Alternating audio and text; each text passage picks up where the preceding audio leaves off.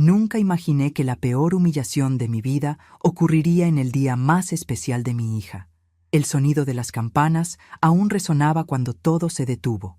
Las miradas, las risas, incluso el aire pareció quedarse quieto. «Quítate de en medio, vieja gorda y ridícula. Estás arruinando las fotos de mi boda». Guardé silencio.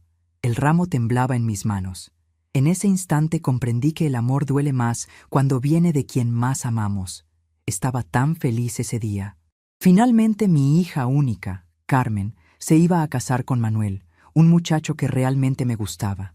Pasé meses planeando cada detalle. Gasté mis ahorros en su vestido, en las flores, en el banquete. Quería que fuera perfecto. Pero cuando llegó la hora de la ceremonia, Carmen me miró frente a todos los invitados y me dijo: «Cerda vieja gorda, quítate de mi vista que estás arruinando las fotos». Sus palabras me dolieron profundamente. Sentí mi corazón quebrarse ahí mismo, frente a 50 personas que se quedaron en silencio mortal. El fotógrafo dejó de trabajar. Los invitados bajaron la mirada y sentí un dolor que nunca había experimentado antes. No lloré, no respondí. Solo caminé hasta donde estaba el oficiante, un hombre llamado Padre Francisco, que conocía a nuestra familia desde hacía años. Saqué de mi bolsa un sobre que había estado guardando durante semanas. Era una carta que le había escrito a Carmen, hablando sobre lo orgullosa que estaba de ella, sobre los sacrificios que hice para criarla sola después de que su padre nos abandonó. Le entregué el papel al Padre Francisco y le susurré: «Lea esto ahora, en voz alta, para todos». Padre Francisco abrió el sobre con manos temblorosas. Me miró con una mezcla de sorpresa y compasión y comenzó a leer. La carta hablaba sobre cómo trabajé doble jornada para pagar sus estudios, cómo vendí mis pocas pertenencias para darle todo lo que necesitaba, cómo soñé con ese día durante años. Cuando Padre Francisco terminó de leer, el silencio era ensordecedor. Carmen estaba pálida. Manuel parecía no saber dónde meterse, y los invitados estaban visiblemente incómodos. Me volteé hacia mi hija y le dije solamente: «Ahora sabes lo que pienso de ti, y todos aquí saben quién eres realmente». Tomé mi bolsa, miré una última vez ese salón decorado con tanto cariño y caminé hacia la salida. Detrás de mí, escuché a Carmen tratando de justificarse ante los invitados, pero sus palabras sonaban vacías y desesperadas. La boda había terminado en ese momento, y todos sabían que la culpa era de ella. Pero lo que Carmen no sabía era que eso era solo el comienzo de mi venganza silenciosa. Yo, Esperanza Morales, había vivido 72 años pensando que conocía a mi hija. Pero ese día, parada frente al altar de la iglesia San José en Guadalajara, entendí que había criado a una extraña hermosa, educada, con título universitario, pero una extraña al fin y al cabo, porque nadie que hubiera mamado amor de mi pecho podría mirarme con ese desprecio. Nadie que hubiera crecido entre mis brazos podría escupirme esas palabras como si fuera basura. La iglesia San José era pequeña pero hermosa, con sus vitrales antiguos que filtraban la luz de la tarde, creando arcoíris sobre las bancas de madera. Había sido la iglesia de mi infancia, donde hice mi primera comunión, donde me casé con Roberto, que en paz descanse, y donde soñé que vería a Carmen caminar hacia el altar. Durante meses preparé cada detalle de esa ceremonia. Gasté mis ahorros de toda la vida, el dinero que había juntado centavo a centavo trabajando en la fábrica textil de don Alejandro, limpiando casas los fines de semana, vendiendo tamales en las fiestas del barrio. Carmen había insistido en una boda elegante. Quería flores importadas, un vestido de diseñador, un fotógrafo profesional que había visto en las revistas.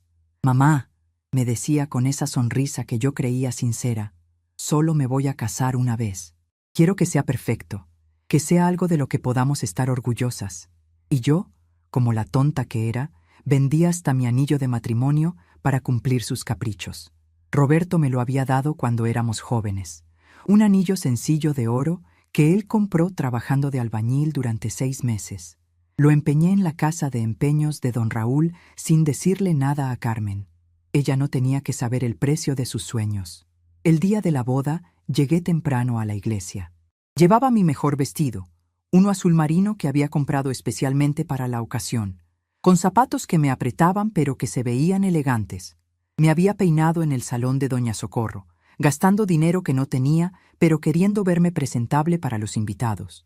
Carmen había invitado a muchas personas importantes, compañeros de trabajo de la oficina donde era secretaria, amigos de la universidad, algunos parientes de Manuel que tenían dinero. Yo quería que se sintiera orgullosa de su madre, que nadie pudiera decir que la mamá de la novia no estaba a la altura. Pero desde el momento en que Carmen llegó a la iglesia, algo estaba mal.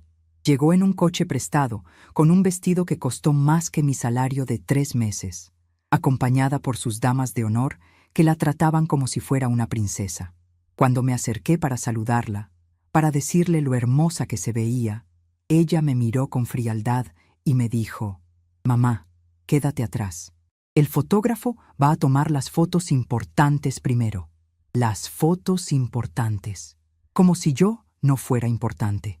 Como si la mujer que la cargó 9 meses en el vientre, que la crió sola después de que Roberto murió cuando ella tenía 12 años, que trabajó día y noche para darle educación y oportunidades, no fuera lo suficientemente importante para aparecer en las fotos de su boda. Me quedé en una esquina, viendo cómo el fotógrafo, un joven llamado Arturo que cobraba una fortuna por sus servicios, tomaba docenas de fotos de Carmen con sus amigas, con la familia de Manuel, con cualquier persona menos conmigo. Cada flash era como una bofetada. Cada pose era un recordatorio de que yo no pertenecía a ese mundo que Carmen había construido para sí misma. Los invitados comenzaron a llegar. Reconocía a algunas personas del trabajo de Carmen, mujeres elegantes con vestidos caros y zapatos que probablemente costaban más que mi renta mensual. También llegaron los familiares de Manuel, su madre Guadalupe, una señora presumida que siempre me había tratado como si fuera de clase inferior. Sus hermanas, Patricia y Elena, que trabajaban en bancos y se creían muy importantes, y varios tíos y primos que tenían negocios propios. Cuando intenté acercarme al grupo principal para las fotos familiares, Carmen me bloqueó el paso. No lo hizo discretamente, lo hizo frente a todos, con una sonrisa falsa pero con palabras que cortaron como navaja. «Mamá, espérate un momento. Vamos a tomar primero las fotos de la familia inmediata». Familia inmediata. Como si yo no fuera su familia inmediata. Como si no fuera la única familia que le quedaba en el mundo. Los invitados escucharon. Vi cómo intercambiaron miradas incómodas, cómo algunos bajaron la vista avergonzados por la situación. Guadalupe, la madre de Manuel, me miró con una mezcla de lástima y desprecio que me hizo sentir pequeña, insignificante. Padre Francisco, que había conocido a Carmen desde que era una niña, se acercó a mí con preocupación. «Esperanza», me dijo en voz baja, «¿todo está bien? ¿Necesitas algo?» Yo le sonreí con toda la dignidad que pude reunir y le dije: «Todo está perfecto, padre. Solo esperando mi turno». Pero por dentro me estaba muriendo. Por dentro estaba recordando a la niña que corría hacia mí cuando llegaba del trabajo, que me abrazaba con fuerza y me decía: «Mami, te amo más que a toda la comida del mundo». Recordaba a la adolescente que lloraba conmigo cuando no teníamos dinero para comprar los libros de la escuela, y que me prometía que un día me compraría una casa grande donde pudiéramos vivir como reinas. Recordaba a la joven que se graduó de la universidad y me dedicó su título diciendo: «Esto es tuyo, mamá. Sin ti, yo no sería nada». ¿Dónde se había perdido esa niña? ¿En qué momento mi Carmen se había convertido en esta mujer fría que me trataba como si fuera una molestia? Finalmente, después de 1 hora de fotos sin mí, Carmen me hizo señas para que me acercara. «Ahora sí, mamá», me dijo con una sonrisa que no llegaba a sus ojos. «Vamos a tomar algunas fotos contigo». Algunas fotos. Como si fuera una concesión. Un favor que me estaba haciendo. Me acerqué al grupo principal, tratando de mantener la compostura. Arturo, el fotógrafo, comenzó a organizar a la gente para la toma. Me puso atrás, casi escondida detrás de otras personas. «Señora», me dijo, «póngase un poquito más atrás para que se vea mejor la composición». Más atrás, siempre más atrás. Toda mi vida había estado atrás. Atrás en las prioridades de Roberto, cuando prefería ir al bar con sus amigos. Atrás en la atención de Carmen, cuando ella tenía exámenes o novios o planes que no me incluían. Atrás en todo, viviendo en las sombras de la vida de otras personas. Fue entonces cuando Carmen dijo las palabras que destruyeron todo el amor que había construido durante 72 años. Arturo estaba tratando de acomodarme mejor en la foto, moviendo a otras personas para darme más espacio, cuando Carmen perdió la paciencia. «¡Cerda vieja gorda!», me gritó frente a todos. «¡Quítate de mi vista que estás arruinando las fotos!». El mundo se detuvo. Literalmente se detuvo. Arturo dejó de mover su cámara. Los invitados dejaron de respirar. Hasta los pájaros que cantaban en los árboles de la iglesia se callaron. 50 personas me miraron con una mezcla de horror y lástima que me hizo sentir como si estuviera completamente desnuda frente a ellos. «Cerda, vieja gorda». Esas fueron las palabras que eligió para referirse a la mujer que la trajo al mundo. Esas fueron las palabras que usó para describir a la persona que sacrificó toda su juventud, toda su vida, toda su felicidad para darle oportunidades. «Cerda, vieja gorda». Por un momento pensé que me iba a desmayar. Sentí como si alguien me hubiera golpeado en el estómago con todas sus fuerzas. Las lágrimas se agolparon en mis ojos, pero algo dentro de mí se negó a llorar frente a toda esa gente. Algo dentro de mí se despertó con una fuerza que no sabía que tenía. Guadalupe me miró con una sonrisa maliciosa, como si finalmente hubiera encontrado la confirmación de que yo no era lo suficientemente buena para su familia. Las amigas de Carmen parecían mortificadas, pero no dijeron nada. Manuel parecía querer desaparecer de la vergüenza, y Padre Francisco me miraba con los ojos llenos de tristeza y compasión. Fue en ese momento cuando recordé la carta que llevaba en mi bolsa. La había escrito 3 semanas antes, en una noche de insomnio cuando no podía parar de pensar en todo lo que quería decirle a Carmen el día de su boda. Era una carta llena de amor, de recuerdos, de agradecimiento por haberme dado la oportunidad de ser madre. Era la carta de una mujer que creía que su hija la amaba tanto como ella la amaba a ella. Pero ya no era momento para esa carta llena de amor. Era momento para que todos supieran quién era realmente Carmen y quién había sido realmente yo durante todos esos años. Caminé hacia Padre Francisco con pasos firmes, sin temblar, sin llorar. Todos me miraban expectantes, probablemente esperando que saliera corriendo o que me pusiera a gritarle a Carmen. Pero yo tenía otros planes. «Padre Francisco», le dije en voz alta, lo suficientemente alta para que todos escucharan. «Tengo algo que me gustaría compartir con todos los invitados antes de que comience la ceremonia». Padre Francisco me miró confundido, pero asintió. Carmen palideció. Creo que en ese momento intuyo que algo malo estaba a punto de pasar. Saqué la carta de mi bolsa, pero antes de entregársela al padre, miré directamente a Carmen y le dije: «Hija, acabas de llamarme cerda vieja gorda frente a todas las personas que nos conocen. Ahora todos van a conocer la historia completa». Le entregué la carta al padre Francisco y le susurré, pero lo suficientemente alto para que los de adelante escucharan: «Por favor, lea esto en voz alta. Es importante que todos sepan la verdad». Padre Francisco abrió el sobre con manos que temblaban ligeramente. Carmen trató de acercarse, probablemente para interceptar la carta, pero Manuel la detuvo. Él también parecía curioso por saber qué contenía ese papel que había puesto tan nerviosa a su futura esposa. «Mi querida Carmen», comenzó a leer Padre Francisco con voz clara y fuerte. «Hoy es el día más feliz de mi vida porque te veo convertida en la mujer hermosa e inteligente que siempre supe que serías. Quiero que sepas que cada sacrificio que hice por ti lo haría 1000 veces más si fuera necesario». Los invitados escuchaban en silencio absoluto. Carmen estaba cada vez más pálida. «Cuando tu papá murió y te quedaste sin padre a los 12 años, yo decidí que serías mi razón de vivir.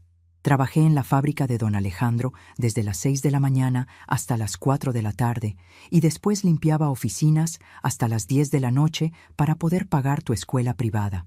Los fines de semana vendía tamales para conseguir dinero extra para tus libros y uniformes». Guadalupe ya no sonreía. Algunas de las amigas de Carmen se veían incómodas. Manuel miraba a su novia con una expresión que no había tenido antes. «Recuerdo cuando querías ir a la excursión de la escuela a Cancún y yo no tenía el dinero.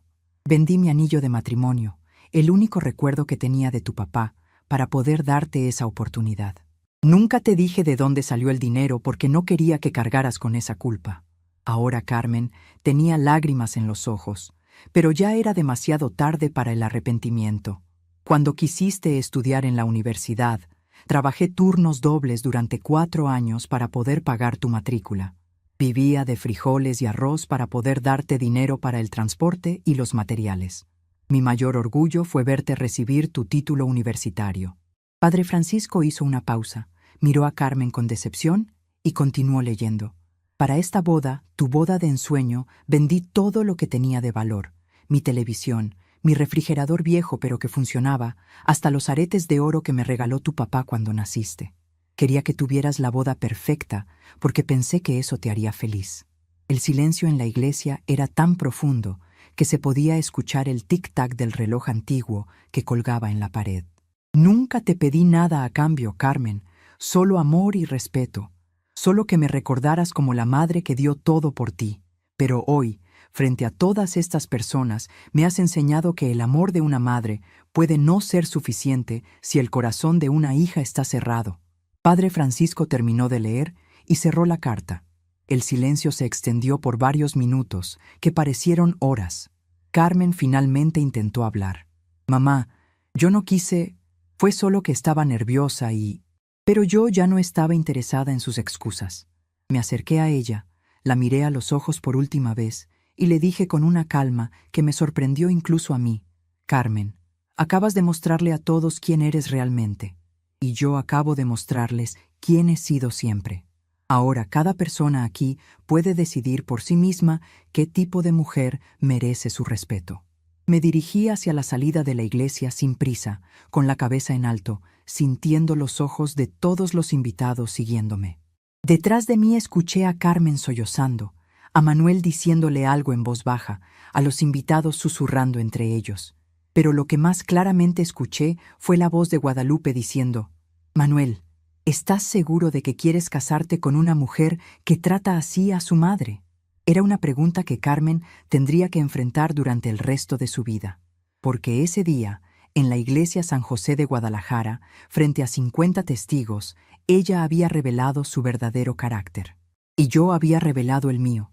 Salí de la iglesia bajo el sol de la tarde, respirando aire fresco por primera vez en meses. Sabía que mi vida acababa de cambiar para siempre. Sabía que la relación con Carmen nunca volvería a ser la misma. Pero también sabía que finalmente había recuperado algo que había perdido hacía mucho tiempo: mi dignidad. Lo que Carmen no sabía era que esa humillación pública era solo el primer paso de algo mucho más grande. Durante las últimas semanas, mientras planificaba su boda perfecta, yo había estado planificando mi perfecta desaparición de su vida. Y ahora que todos sabían quién era realmente mi hija, era tiempo de que aprendiera qué significaba vivir sin la madre que acababa de destruir. Caminé hacia la parada del autobús, sin mirar atrás, sabiendo que Carmen Morales acababa de aprender la primera lección de una serie que le enseñaría el verdadero valor de lo que había perdido. Pero para entonces sería demasiado tarde para recuperarlo. La boda continuó, según me enteré después por doña Socorro, mi vecina que había estado entre los invitados. Pero ya nadie estaba celebrando realmente. Los invitados comían en silencio. Manuel parecía estar cuestionando su decisión, y Carmen pasó la mayor parte de la recepción tratando de explicar lo inexplicable. Mientras yo, Esperanza Morales, comenzaba la primera noche de mi nueva vida, libre finalmente de pretender que el amor incondicional podía conquistar la crueldad intencional. Y esto, queridos amigos, era apenas el comienzo de la historia más importante de mis 72 años de vida. En los días que siguieron al escándalo de la boda, Carmen trató de llamarme muchas veces. Yo simplemente no contestaba. Manuel apareció en mi puerta 2 veces, pidiendo hablar, diciendo que Carmen estaba arrepentida y que querían pedirme disculpas. Yo escuchaba a través de la ventana, pero no abría la puerta. Los recuerdos llegaban en oleadas. Carmen, niña, abrazándome después de que su papá nos dejó, diciéndome que yo era la mejor mamá del mundo. Carmen adolescente, cuando yo trabajaba hasta tarde para pagar el curso de inglés que tanto quería. Carmen joven adulta, cuando consiguió su primer trabajo y me dijo que me iba a dar una vida mejor. ¿Dónde me equivoqué? ¿Cómo una hija que amé tanto pudo tratarme de esa manera? Descubrí a través de una vecina, doña Rosa, que Carmen le estaba contando a todo el mundo que yo tenía problemas mentales y que por eso había hecho esa escena en la boda. Según ella, me estaba volviendo senil y confundida, y que esa actitud era prueba de ello. La noticia me golpeó como un puñetazo en el estómago. No solo me había humillado públicamente, sino que ahora estaba tratando de manchar mi reputación para justificar lo injustificable. Doña Rosa, una señora de 80 años que siempre había sido mi amiga, me miraba con lástima y me dijo: «Necesitas cuidarte, Esperanza. Tal vez sea mejor que busques ayuda médica». Hasta mi vecina más cercana estaba dudando de mi cordura. Fue en ese momento cuando entendí que Carmen tenía un plan. No solo estaba tratando de justificarse, estaba plantando semillas de duda sobre mi capacidad mental para tal vez conseguir algo más. Comencé a observar los detalles: las llamadas insistentes, las visitas de Manuel, las conversas con los vecinos. Estaba construyendo una narrativa donde yo era la villana desequilibrada y ella, la hija preocupada. Me senté en el sillón de la sala, mirando los retratos de Carmen esparcidos por la casa. Fotos de graduaciones, cumpleaños, momentos felices que ahora parecían mentira. Y en ese momento, algo dentro de mí finalmente se quebró. No de tristeza, sino de determinación. Si Carmen quería jugar este juego, le iba a mostrar cómo se juega de verdad. La casa donde Carmen y yo habíamos vivido durante tantos años estaba ubicada en la colonia americana, una zona modesta pero digna de Guadalajara. Era una casa pequeña de 2 recámaras que Roberto había comprado cuando Carmen era bebé, pagándola a plazos durante 15 años hasta que finalmente fue nuestra. Después de que él murió, yo seguí pagando los últimos 5 años de hipoteca, trabajando día y noche, porque quería que Carmen tuviera un hogar seguro donde crecer. Durante todos esos años, esa casa había sido nuestro refugio. Ahí Carmen había dado sus primeros pasos, había aprendido a leer, había hecho la tarea en la mesa de la cocina mientras yo preparaba la cena después de llegar del trabajo. Las paredes estaban llenas de recuerdos: el crayón con que había dibujado flores cuando tenía 5 años, las marcas de altura que Roberto había hecho en el marco de la puerta para medir su crecimiento, las fotos escolares de cada año colgadas en el pasillo. Pero ahora, caminando por esos mismos pasillos después del desastre de la boda, la casa se sentía diferente. Se sentía vacía, a pesar de estar llena de objetos y recuerdos. Era como si la Carmen que había vivido ahí hubiera sido una persona completamente diferente a la mujer que me había insultado frente a 50 personas. Me detuve frente a la fotografía de su graduación de la universidad. Estaba radiante, sosteniendo su diploma, abrazándome con una sonrisa enorme. Yo también sonreía en esa foto, orgullosa como nunca antes había estado. Recordé ese día con perfecta claridad. Carmen había insistido en que fuéramos a cenar a un restaurante elegante para celebrar. «Mamá», me había dicho, «este título es tuyo tanto como mío. Sin ti, yo nunca habría llegado hasta aquí». ¿Qué había pasado con esa mujer agradecida y amorosa?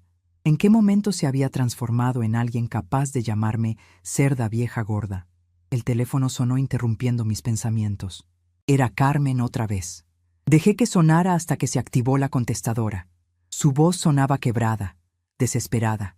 «Mamá, por favor contéstame. Sé que metí la pata muy feo, pero necesitamos hablar. Manuel dice que tal vez deberíamos cancelar la luna de miel hasta que arreglemos esto. Por favor, mamá, llámame». Cancelar la luna de miel. Esa era su mayor preocupación. No el daño que me había hecho, no la humillación que había causado, sino cómo todo esto afectaba sus planes perfectos. Doña Rosa tocó a mi puerta esa tarde. Era una mujer buena, viuda como yo, que había sido mi confidente durante años. Nos conocíamos desde que Carmen era pequeña, y ella había visto todo el sacrificio que hice para sacar adelante a mi hija. Cuando abrí la puerta, su expresión era una mezcla de preocupación y confusión. «Esperanza», me dijo mientras se sentaba en mi sala, «necesito entender qué pasó en esa boda. Carmen vino a verme ayer y estaba muy alterada. Me dijo que has estado comportándote de manera extraña últimamente, que tal vez necesitas ver a un doctor». Me serví un vaso de agua y me senté frente a ella. «Rosa, dime exactamente qué te dijo Carmen». Bueno, doña Rosa parecía incómoda. Me dijo que últimamente has estado olvidando cosas, que a veces repites la misma historia varias veces, que has estado más irritable. Dice que en la boda simplemente explotaste sin razón, sin razón. Carmen había logrado convencer a mi mejor amiga de que yo había reaccionado sin razón. Rosa, le dije calmadamente, ¿tú me has notado olvidadiza o confundida? Ella me miró por un momento largo. No, Esperanza. La verdad es que no. Estás igual que siempre. Por eso me extrañó tanto lo que me dijo Carmen. Le conté exactamente lo que había pasado en la boda. Cada detalle, cada palabra, cada humillación. Vi cómo la expresión de doña Rosa cambiaba gradualmente de confusión a incredulidad y finalmente a indignación. «No puedo creer que Carmen te haya dicho eso», murmuró moviendo la cabeza. «Después de todo lo que has hecho por ella. El problema, Rosa, es que ahora está tratando de hacerme ver como si yo fuera la loca, como si lo que pasó fuera culpa de mi edad y no de su crueldad». Doña Rosa se quedó callada por un momento, procesando todo lo que le había contado. Finalmente dijo, «Esperanza, ¿qué vas a hacer?». Esa era exactamente la pregunta que había estado evitando. ¿Qué iba a hacer? ¿Iba a perdonar a Carmen y pretender que nada había pasado? ¿Iba a aceptar sus disculpas forzadas y seguir viviendo como si mi hija no me hubiera mostrado su verdadero desprecio? No lo sé todavía, Rosa, pero sí sé que no voy a permitir que me haga quedar como la loca de la familia. Después de que doña Rosa se fue, me quedé sola con mis pensamientos y mis recuerdos. Caminé hasta el closet de Carmen, que ella había dejado lleno de cosas cuando se mudó temporalmente con una amiga antes de la boda. Ahí estaban sus vestidos de la secundaria, sus libros de la universidad, cajas llenas de cartas y fotos de sus novios anteriores. Encontré una caja que no había visto antes. Adentro había cartas que yo le había escrito cuando era niña, cartas que le dejaba en su lonchera cuando se iba a la escuela, notitas de amor y aliento que ponía bajo su almohada cuando tenía exámenes importantes. Ella las había guardado todas. Cada una de ellas estaba llena de amor, de orgullo, de sacrificio. Una de las cartas decía, «Mi querida Carmen, hoy trabajé hasta muy tarde, pero cuando llegué a casa y te vi durmiendo tan tranquila, supe que todo el cansancio valía la pena. Eres lo más hermoso que me ha pasado en la vida. Tu mamá que te ama más que a su propia vida».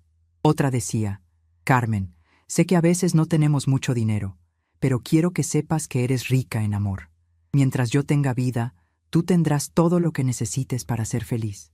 Y otra más, «Hija mía, hoy vendí mi pulsera de oro para poder comprarte los zapatos nuevos que necesitabas para el baile de la escuela. No te preocupes por el dinero, preocúpate solo por ser feliz. Cuando seas grande y tengas tus propios hijos, entenderás que no hay sacrificio demasiado grande cuando se trata de amor de madre».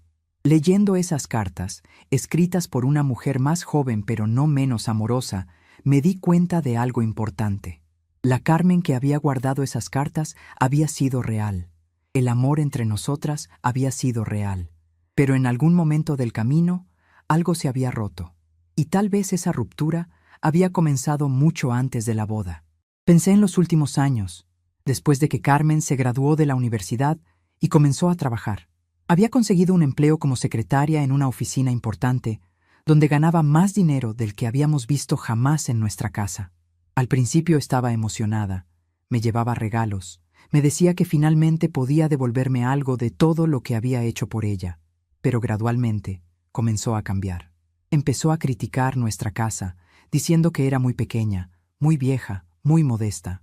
Comenzó a avergonzarse de nuestro barrio, de nuestros vecinos, de nuestra forma de vida. Cuando sus compañeros de trabajo la visitaban, yo notaba cómo ella trataba de disculparse por nuestra humildad, como si fuera algo de lo que debía avergonzarse. Recordé una conversación que habíamos tenido unos meses antes de que conociera a Manuel.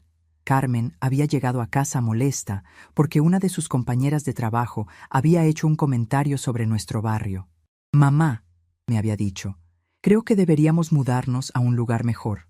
Ahora que tengo trabajo estable, podemos permitírnoslo».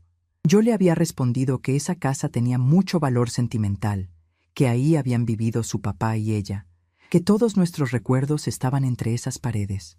Carmen había insistido, «Pero mamá, los recuerdos están en el corazón, no en las paredes. Necesitamos un lugar que esté a la altura de lo que yo estoy logrando profesionalmente, a la altura de lo que ella estaba logrando. Como si yo no hubiera logrado nada importante criándola sola, trabajando día y noche, sacrificando mi juventud y mis oportunidades para darle las suyas. Ahora entendía que el desprecio que había mostrado en la boda no había surgido de la nada. Había estado creciendo silenciosamente durante años, alimentado por la vergüenza que sentía por sus orígenes humildes y por la mujer sencilla que la había criado. El teléfono volvió a sonar. Esta vez era Manuel. Decidí contestar para escuchar qué tenía que decir. Señora Esperanza, su voz sonaba avergonzada. Soy Manuel.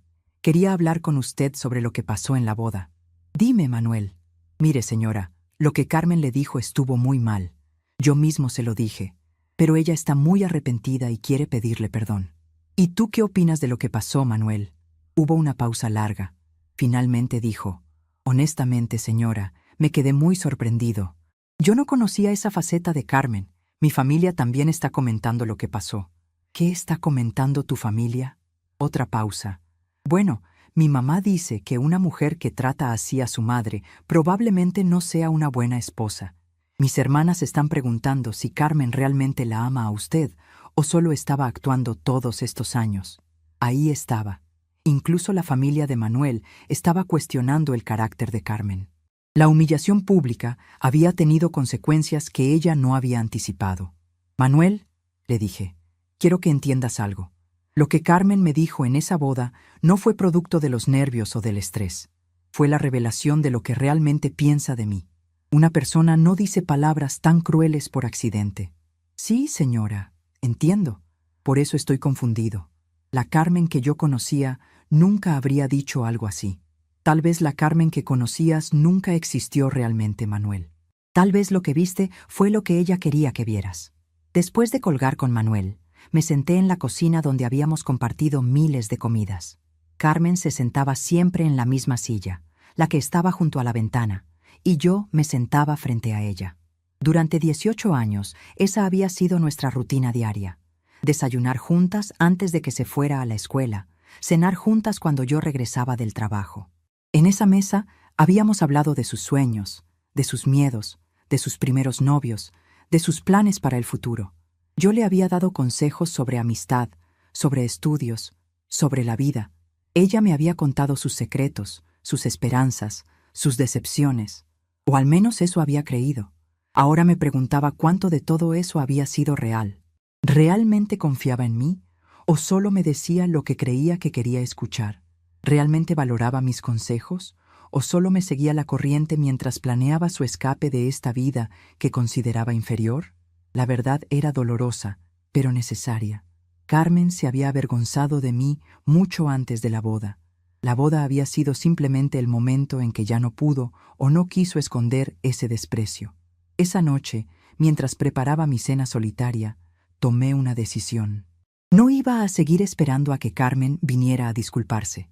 No iba a permitir que me pintara como la madre loca que había arruinado su día perfecto. Y definitivamente no iba a pretender que podíamos volver a ser la familia amorosa que pensé que éramos. Carmen había elegido humillarme públicamente, destruir años de amor y sacrificio con unas cuantas palabras crueles. Ahora iba a aprender que las acciones tienen consecuencias y que el amor de una madre, aunque incondicional, no significa que una madre sea estúpida. Fui a mi recámara y saqué de debajo del colchón una libreta donde había estado escribiendo durante años. Eran mis pensamientos, mis planes para el futuro, mis miedos y esperanzas. También eran mis números de cuenta bancaria, mis documentos importantes, mis contactos de emergencia. Todo lo que Carmen creía que no existía, todo lo que había asumido que era suyo por derecho. Abrí la libreta en una página que había marcado meses atrás, cuando había tenido el presentimiento de que algún día iba a necesitar un plan de escape. Era una lista de abogados especializados en herencias y testamentos. Era una lista de inmobiliarias. Era una lista de organizaciones benéficas que trabajaban con niños huérfanos. Carmen creía que yo era solo una vieja sentimental que vivía en el pasado. No sabía que durante todos esos años de trabajo había sido muy cuidadosa con mi dinero, que había ahorrado cada centavo que podía, que tenía inversiones modestas pero reales. No sabía que la casa valía mucho más ahora de lo que había costado cuando Roberto la compró. No sabía que yo tenía opciones. Pero lo más importante que no sabía era que una mujer que había criado sola a una hija trabajando día y noche, una mujer que había sobrevivido a la muerte de su esposo y a años de sacrificio, una mujer que había construido una vida digna con sus propias manos, no era el tipo de mujer que se quedaba de brazos cruzados cuando la lastimaban. Tomé el teléfono y marqué el primer número de la lista. Era hora de que Carmen Morales aprendiera quién era realmente su madre. Y era hora de que aprendiera qué se sentía perder algo que creías que era tuyo para siempre. La voz que contestó del otro lado era profesional y amable. Bufete Jurídico Hernández. Buenas noches. Buenas noches, respondí con una calma que me sorprendió. Necesito hacer una cita para revisar mis testamentos y documentos de propiedad. Es urgente. Mientras programaba la cita para el día siguiente, miré por la ventana hacia la casa de doña Rosa. Ella tenía razón al preguntar qué iba a hacer. Ahora ya lo sabía. Carmen había plantado las semillas de su propia destrucción el día que decidió que su madre era una vergüenza de la que tenía que deshacerse. Ahora iba a cosechar exactamente lo que había sembrado. Y yo, Esperanza Morales, iba a asegurarme de que la cosecha fuera completa. El lunes siguiente, fui al banco donde había tenido mi cuenta durante más de 20 años. Hablé con el gerente, señor Raúl, un hombre de mediana edad que siempre me había tratado con respeto. Le expliqué mi situación sin entrar en detalles. Solo dije que estaba preocupada por la seguridad de mis bienes y quería tomar algunas precauciones. Raúl fue muy comprensivo y me ayudó a configurar contraseñas especiales y bloqueos que impedirían cualquier intento de movimiento sospechoso en mi cuenta. También transferí mi cuenta corriente a una sucursal en otro barrio, donde Carmen ni se imaginaría que tenía dinero. Fue el primer paso de mi liberación silenciosa. El martes, visité el registro público donde estaba registrada la escritura de mi casa. Hablé con el escribano, Dr. Miguel, sobre la posibilidad de hacer algunas modificaciones en el registro. Descubrí que Carmen nunca había tenido acceso legal a la propiedad. Ella solo había asumido que algún día heredaría todo, pero legalmente la casa era completamente mía. Miguel me sugirió hacer un testamento específico y me recomendó una abogada confiable. El miércoles, me encontré con la abogada, doctora Elena Vázquez, una mujer seria y competente que escuchó mi historia sin juzgar. Ella preparó toda la documentación necesaria para garantizar que mis bienes fueran destinados exactamente a donde yo quería que fueran. Y Carmen no estaba incluida en esa lista. El jueves hice algo que nunca pensé que haría. Busqué una agencia inmobiliaria. Expliqué que quería vender mi casa y mudarme a otro lugar, bien lejos de ahí. La agente, una joven llamada Gabriela Santos, se sorprendió con mi determinación, pero respetó mi decisión. Me mostró algunas opciones en ciudades del interior, lugares tranquilos donde podría empezar de nuevo lejos de toda esa toxicidad. Elegí una casita sencilla pero acogedora a 2 horas de distancia, en una ciudad donde nadie me conocía. Cuando firmé el contrato de compra y venta, sentí una libertad que no experimentaba desde hacía años. Y cuando Carmen y Manuel llegaron a mi casa el sábado para otro intento de conversación, todo lo que encontraron fue una nota en la puerta. Pero permíteme contarte con más detalle cómo fue realmente esa semana que cambió mi vida para siempre. Esa semana en que Esperanza Morales dejó de ser la madre sumisa que aceptaba todo callada y se convirtió en una mujer con planes concretos, con recursos propios, con protección legal. El lunes por la mañana me desperté antes del amanecer, como había hecho durante tantos años cuando tenía que ir a trabajar. Pero esta vez no era para ir a la fábrica de don Alejandro, sino para comenzar la construcción de mi nueva vida.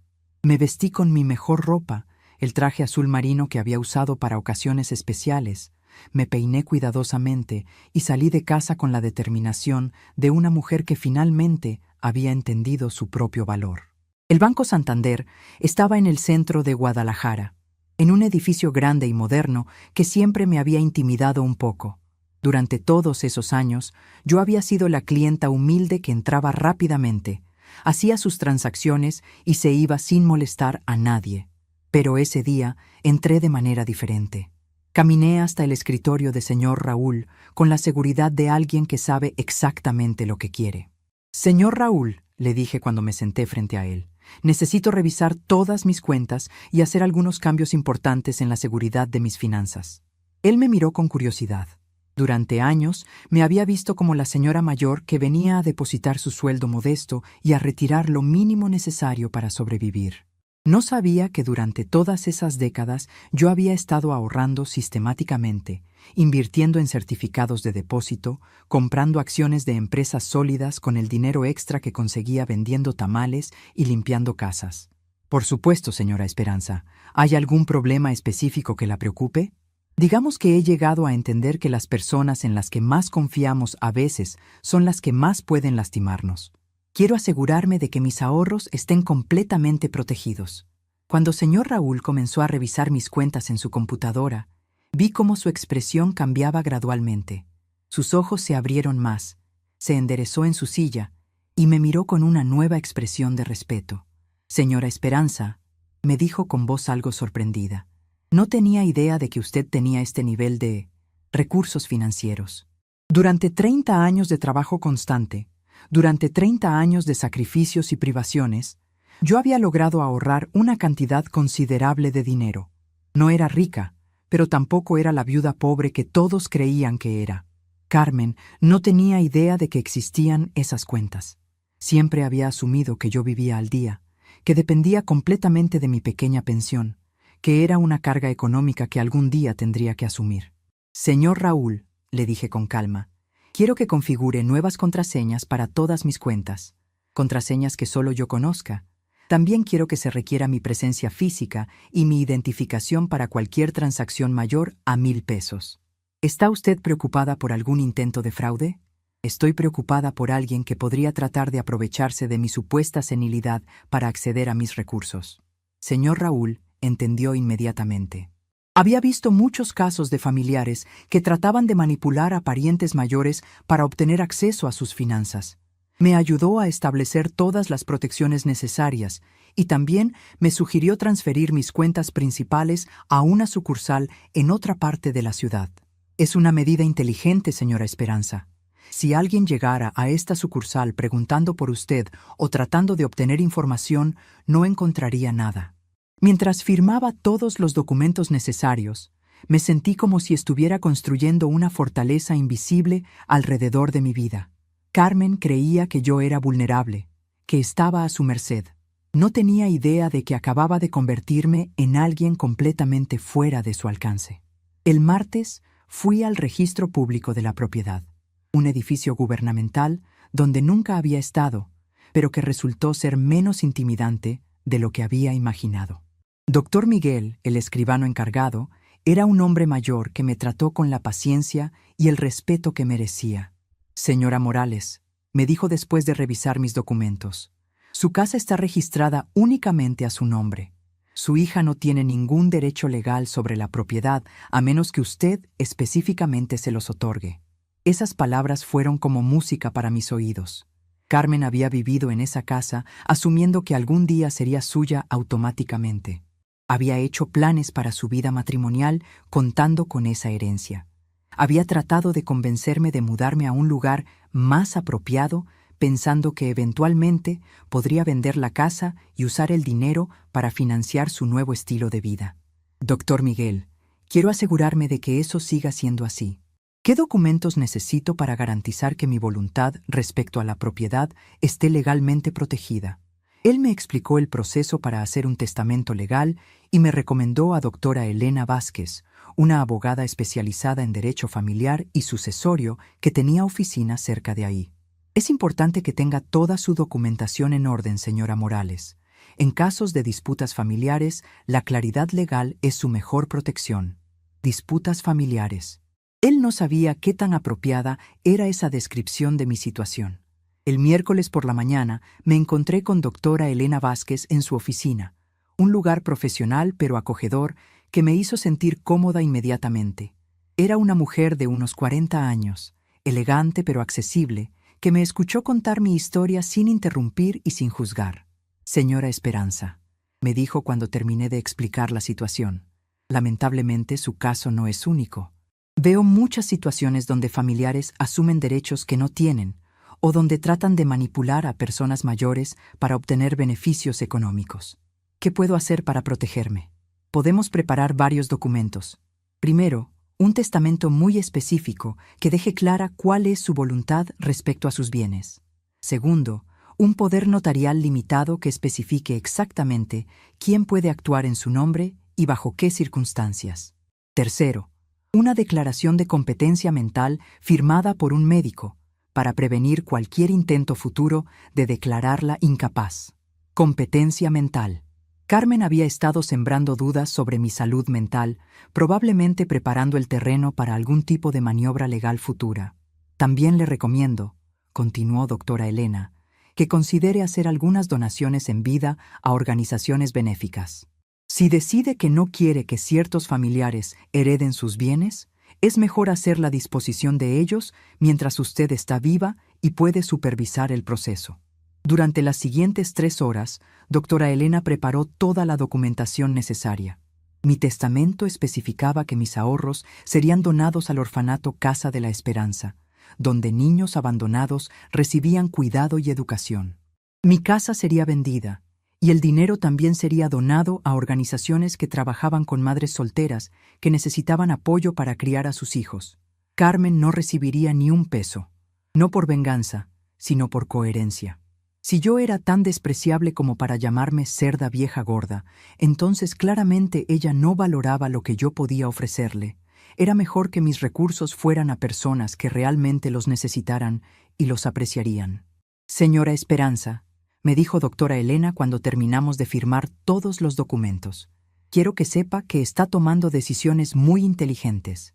Está protegiendo su autonomía y asegurándose de que sus recursos vayan a donde usted realmente quiere que vayan.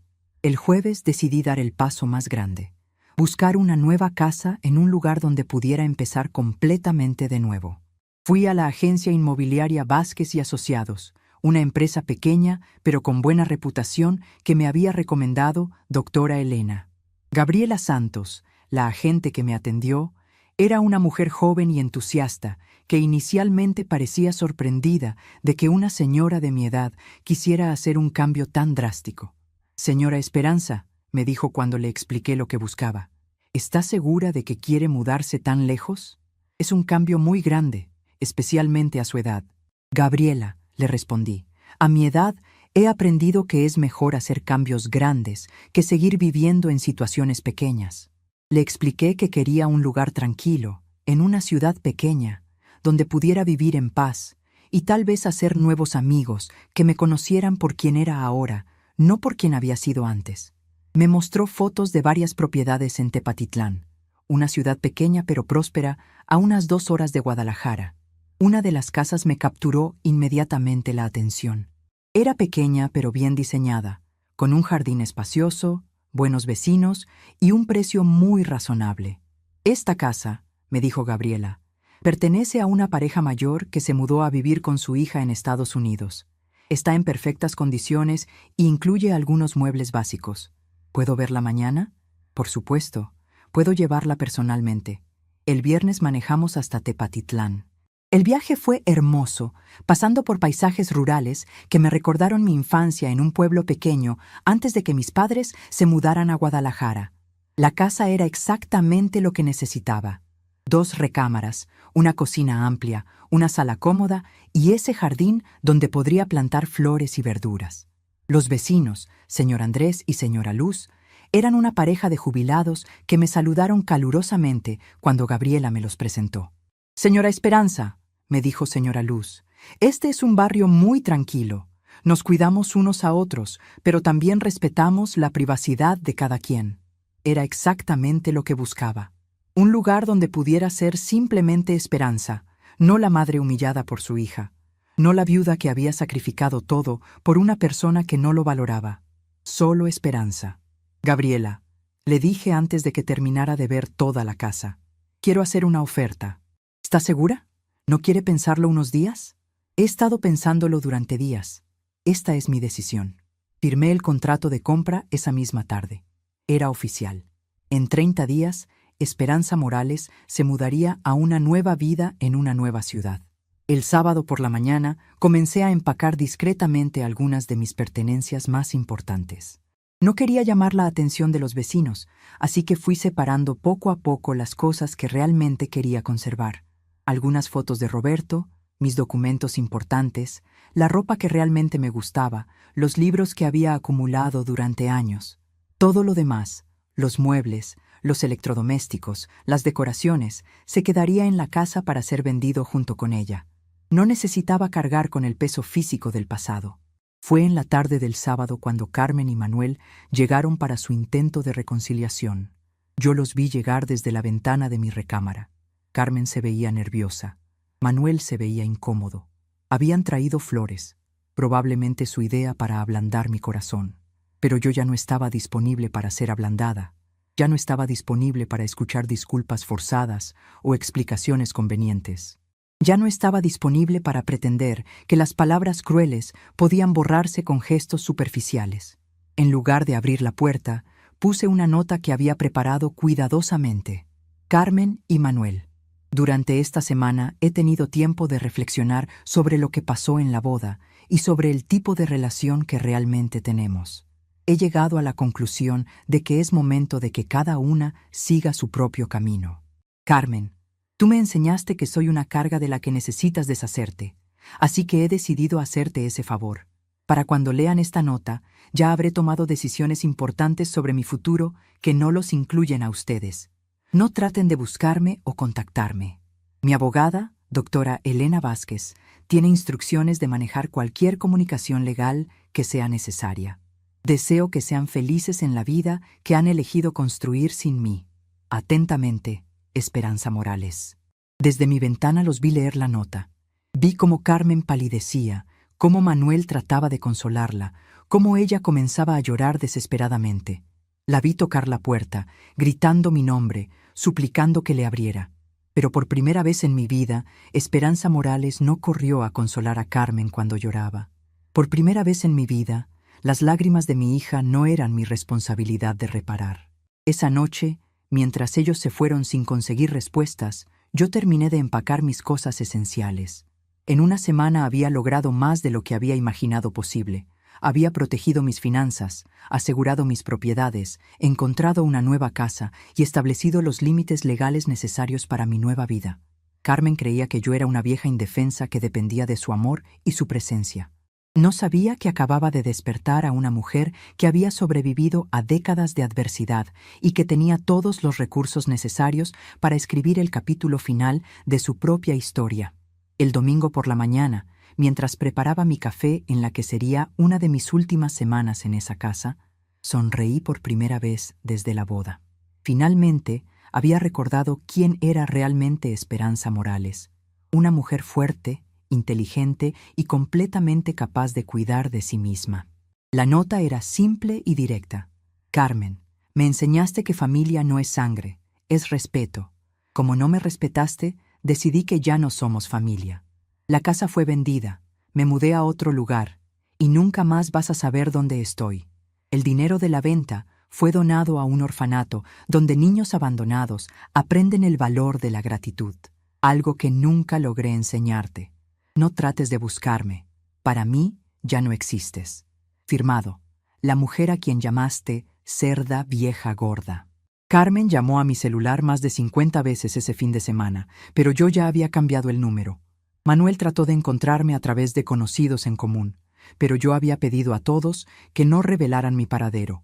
A través de doña Rosa, quien prometí mantener en contacto, supe que Carmen entró en desesperación cuando descubrió que la casa realmente había sido vendida y que todo el dinero había ido a caridad. Buscó abogados para tratar de revertir la donación, pero todo había sido hecho de forma legal e irreversible. Manuel, quien aparentemente esperaba vivir en la casa después del matrimonio, se enfureció y comenzó a cuestionar si realmente quería casarse con alguien capaz de tratar así a su propia madre. La relación de ellos comenzó a agrietarse y en pocas semanas habían terminado. Carmen perdió al novio, la casa de sus sueños, la herencia que esperaba recibir, y principalmente, perdió a la madre que la amó incondicionalmente durante 32 años. Yo me instalé en mi nueva casa con una sensación de paz que no sentía desde hacía décadas.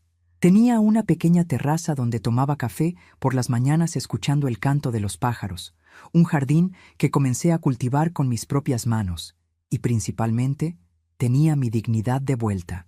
Hice nuevos amigos en la ciudad, comencé a frecuentar un grupo de lectura y hasta me inscribí en clases de artesanías.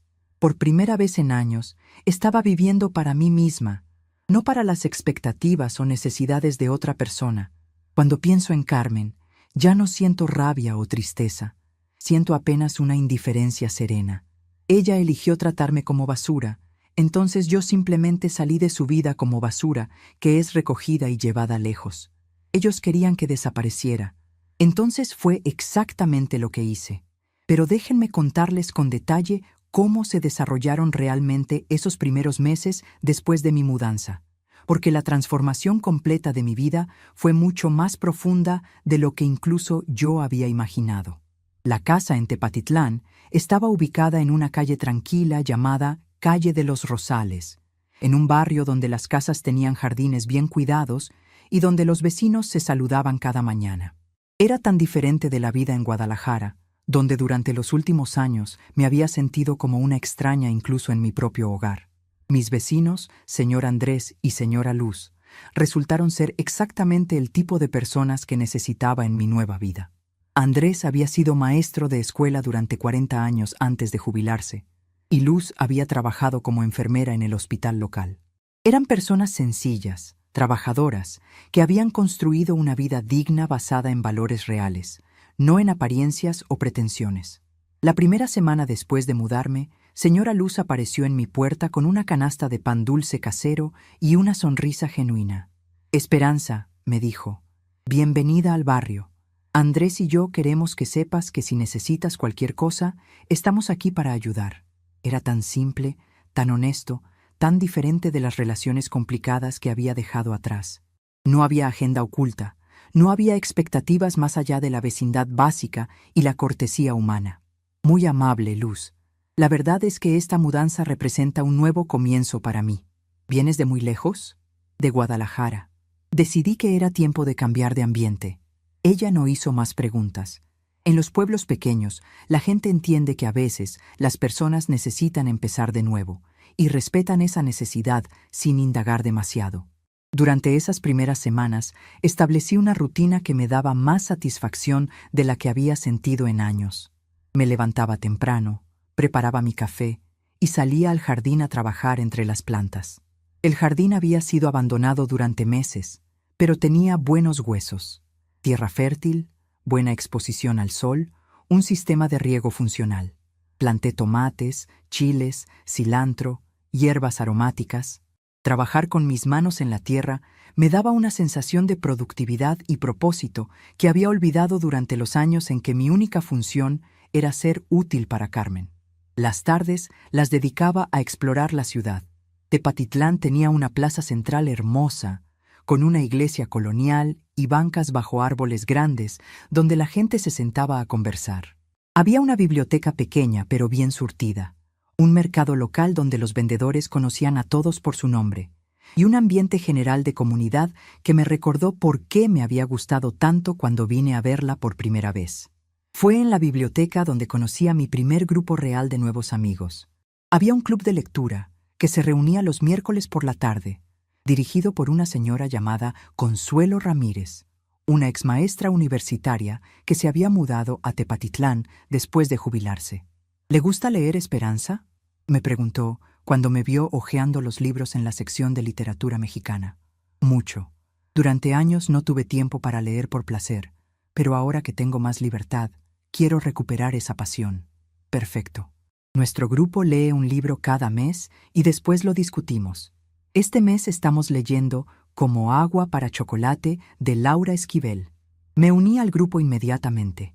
Era maravilloso estar rodeada de personas que valoraban las ideas, que tenían conversaciones profundas sobre literatura y vida, que me veían como Esperanza la lectora, no como Esperanza la madre problemática.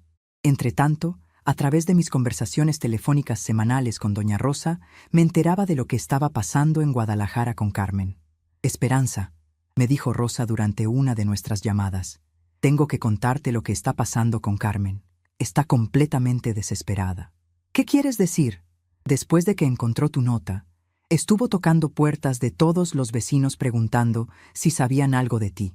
Lloró tanto que doña Socorro pensó que le había pasado algo terrible. Carmen llorando. Durante años, sus lágrimas habían sido mi señal para correr a consolarla, para arreglar cualquier problema que tuviera, para sacrificar lo que fuera necesario para hacerla feliz. ¿Y qué más? Fue a ver abogados.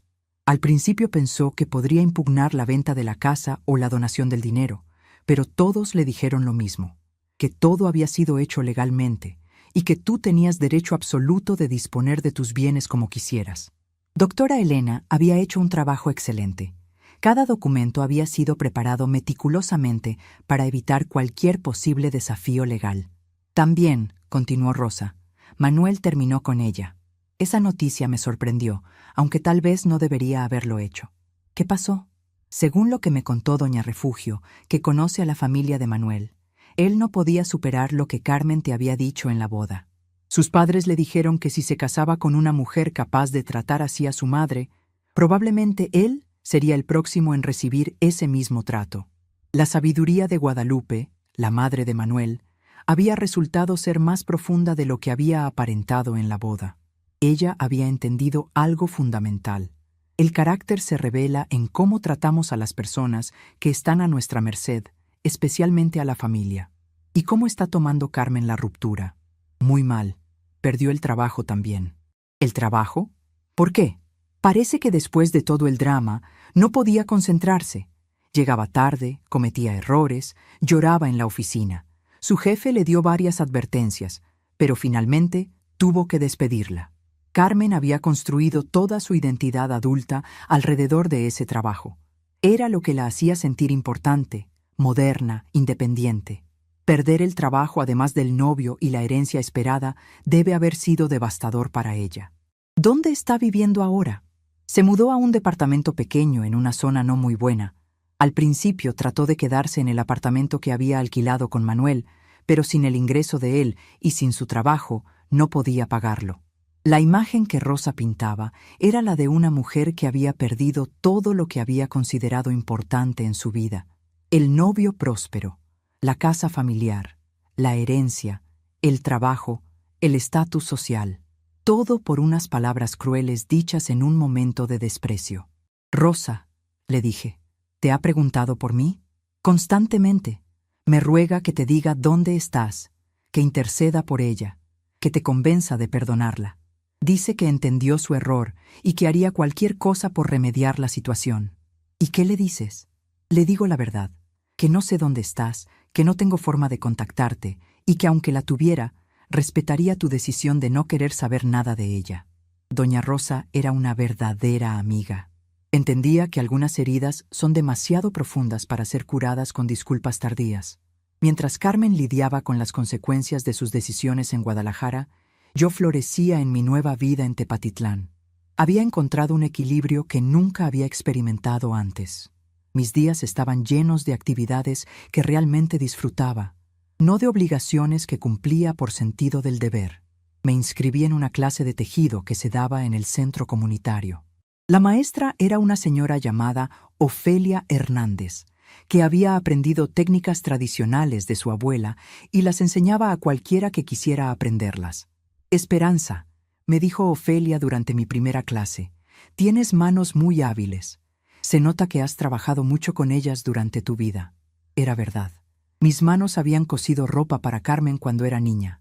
Habían preparado miles de comidas. Habían limpiado casas ajenas para ganar dinero extra. Ahora finalmente estaban creando algo hermoso solo para mi propio placer. También me uní a un grupo de caminata matutina que se reunía en la plaza todos los días a las 6 de la mañana.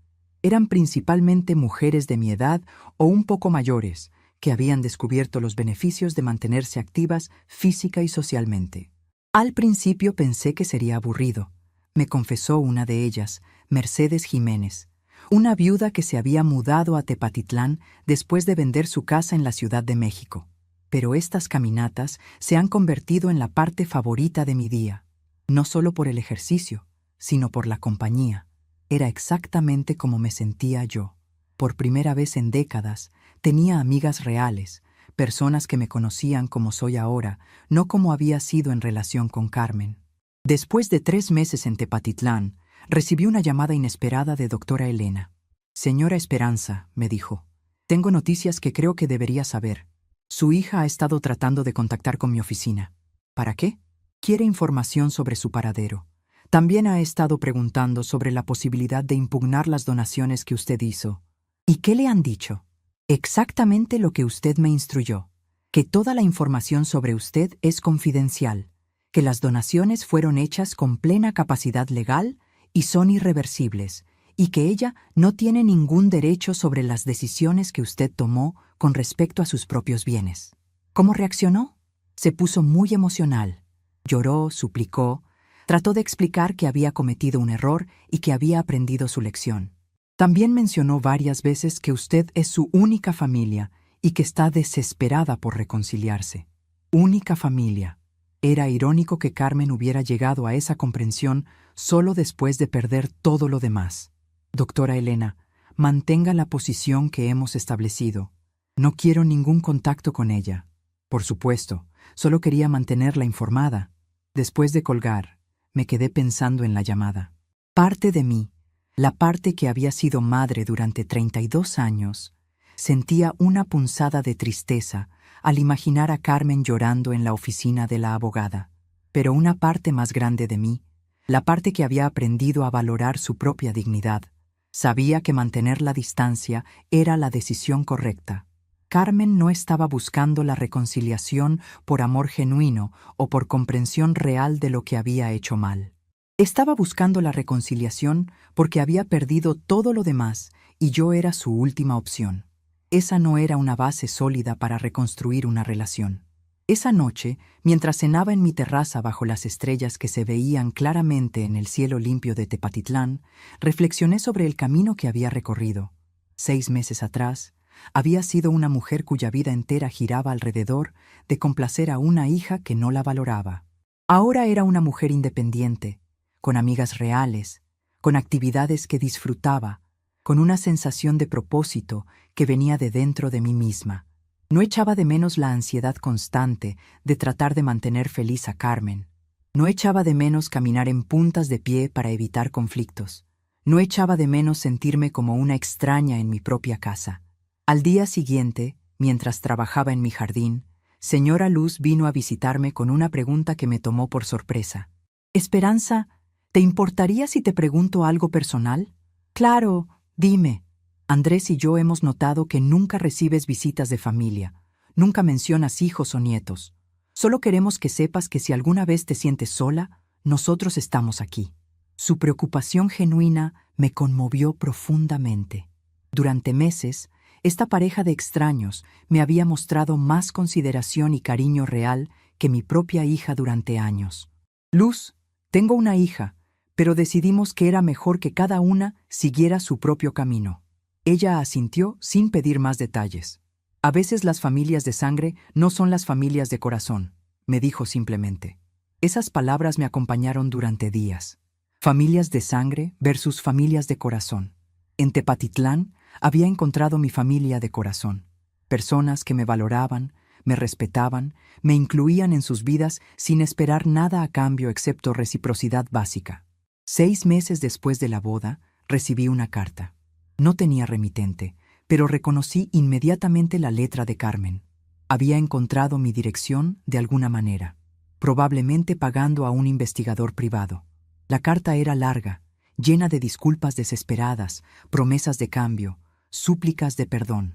«Mamá», decía, «entiendo que lo que te dije fue imperdonable, pero por favor dame una oportunidad de demostrarte que puedo ser la hija que merezco ser. He perdido todo. Trabajo, novio, casa, esperanza. Tú eres lo único que me queda. Sin ti, no soy nada». Leí la carta una vez, la doblé cuidadosamente y la puse en el cajón de mi escritorio junto con las cartas de amor que había encontrado en su habitación meses atrás. No por nostalgia, sino por completitud. Era parte de la historia, pero no de mi futuro. No respondí la carta.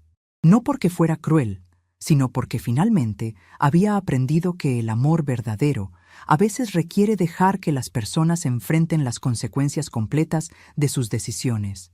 Carmen había elegido humillarme públicamente. Había elegido llamarme cerda vieja gorda. Había elegido tratarme como basura descartable. Ahora estaba enfrentando un mundo donde las decisiones tienen consecuencias reales, donde las palabras crueles pueden destruir relaciones permanentemente, donde el respeto perdido no siempre puede recuperarse.